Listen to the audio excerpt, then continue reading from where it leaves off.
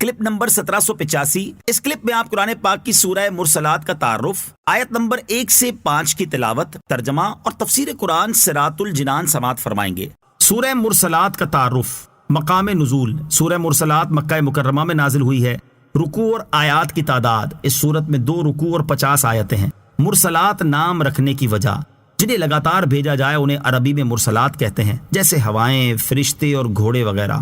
اور اس سورت کی پہلی آیت میں مذکور لفظ والمرسلات کی مناسبت سے اسے سورہ مرسلات کہتے ہیں۔ سورہ مرسلات سے متعلق احادیث، حضرت عبداللہ ابن مسعود رضی اللہ تعالیٰ عنہ فرماتے ہیں کہ ہم سرکار دو عالم علیہ الصلوۃ والسلام کے ساتھ ایک غار میں تھے۔ اس وقت آپ علیہ الصلوۃ والسلام پر سورہ والمرسلات نازل ہوئی۔ ہم نے حضور اقدس علیہ الصلوۃ والسلام کے منہ سے سن کر اس سورت کو یاد کیا، اور حضور پر نور علیہ الصلوۃ والسلام کا دہن اقدس اس سورت کی تلاوت سے تر تھا کہ اچانک ایک سانپ نکل آیا۔ نبی کریم علیہ الصلوۃ والسلام نے ارشاد فرمایا، سانپ کو مار دو۔ ہم اس کو مارنے کے لیے لپکے تو وہ بھاگ گیا۔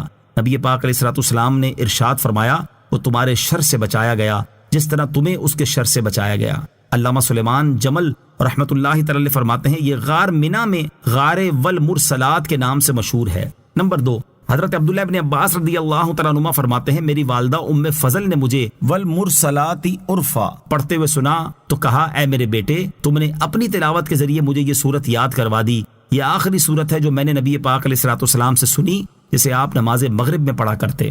سورہ مرسلات کے مضامین، اس سورت کا مرکزی مضمون یہ ہے کہ اس میں مرنے کے بعد دوبارہ زندہ کیے جانے پر کلام کیا گیا ہے اور آخرت کے احوال بیان کیے گئے ہیں، اور اس سورت میں یہ مضامین بیان ہوئے ہیں۔ نمبر 1، اس سورت کی ابتدا میں 5 صفات کی قسم کھا کر فرمایا گیا کہ قیامت ضرور واقع ہوگی اور اس دن کافروں کو جہنم کا عذاب لازمی طور پر ہوگا، اور اس کے بعد قیامت قائم ہوتے وقت کی چند علامات بیان کی گئیں۔ نمبر 2، سابقہ امتوں کی ہلاکت کے بارے میں بیان فرمایا گیا اور انسان کی ابتدائی تخلیق کے مراحل بیان کر کے مردوں کو دوبارہ زندہ کرنے پر اللہ تعالیٰ کے قادر ہونے کی دلیل بیان فرمائی گئی۔ نمبر 3، اللہ تعالیٰ کی نعمتوں کا انکار کرنے والوں کو اس کے عذاب سے ڈرایا گیا اور قیامت کے دن کافروں کے عذاب کی کیفیت بیان کی گئی، نیز اس دن اہل ایمان کو ملنے والی نعمتوں کو بیان کیا گیا۔ نمبر 4، اس صورت کے آخر میں کفار کے بعض اعمال پر ان کی سرزنش کی گئی اور فرمایا گیا کہ کافر اگر قرآن مجید پر ایمان نہ لائے تو پھر کس کتاب پر ایمان لائیں گے۔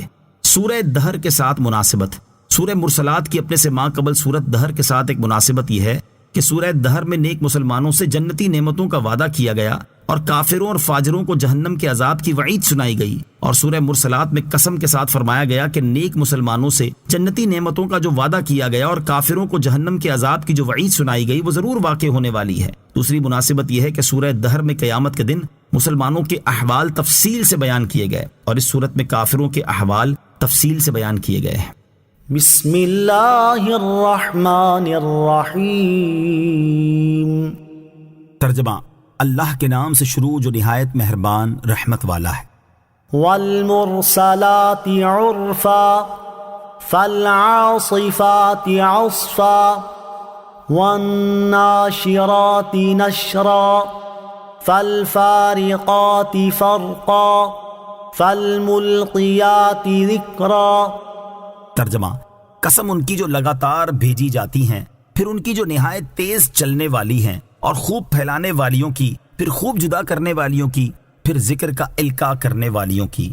والمرسلات عرفا، ان کی قسم جو لگاتار بھیجی جاتی ہیں۔ اس آیت اور اس کے بعد والی 4 آیات میں اللہ تعالیٰ نے 5 صفات کی قسم ارشاد فرمائی، اور جن چیزوں کی یہ صفات ہیں ان کا آیات میں ذکر نہیں کیا گیا، اسی لیے مفسرین نے ان چیزوں کی تفسیر میں بہت سی وجوہات ذکر کی ہیں۔ نمبر 1، یہ 5 صفتیں ہواؤں کی ہیں۔ اس صورت میں ان 5 آیات کا معنی یہ ہے کہ ان ہواؤں کی قسم جو لگاتار بھیجی جاتی ہیں، پھر ان ہواؤں کی قسم جو زور سے جھونکے دیتی ہیں، پھر ان ہواؤں کی قسم جو بادلوں کو ابھار کر اٹھاتی ہیں، پھر ان ہواؤں کی قسم جو بادلوں کو جدا کرتی ہیں، پھر ان ہواؤں کی قسم جن کے زوردار جھونکوں سے درخت اکھڑ جاتے ہیں، شہر ویران ہو جاتے ہیں اور ان کے آثار مٹ جاتے ہیں، تو اس سے بندوں کے دلوں میں خوف پیدا ہوتا ہے اور وہ اللہ تعالیٰ سے التجائیں کرتے ہیں اور اس کا ذکر کرتے ہیں، تو گویا کہ ان ہواؤں نے بندوں کو اللہ تعالیٰ کا ذکر القاء کر دیا۔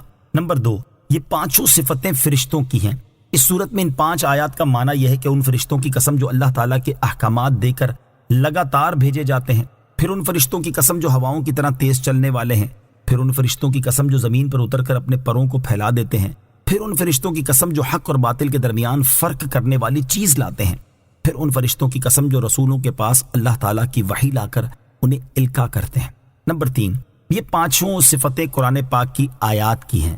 اس صورت میں ان 5 آیات کا معنی یہ ہے کہ میرے حبیب صلی اللہ تعالی علیہ وسلم پر لگاتار بھیجی جانے والی قرآن کی آیتوں کی قسم، پھر قرآن کی ان آیتوں کی قسم جو وعید بیان کر کے دلوں کی دھڑکن تیز کر دیتی ہیں، پھر قرآن کی ان آیات کی قسم جو ایمان والوں کے دلوں میں ہدایت اور معرفت کے انوار پھیلا دیتی ہیں، پھر قرآن کی ان آیات کی قسم جو حق اور باطل کے درمیان فرق کر دیتی ہیں، پھر قرآن کی ان آیتوں کی قسم جو حکمت والا ذکر ہیں اور وہ ایمان والوں کے دلوں میں نور و ایمان ڈال دیتی ہیں۔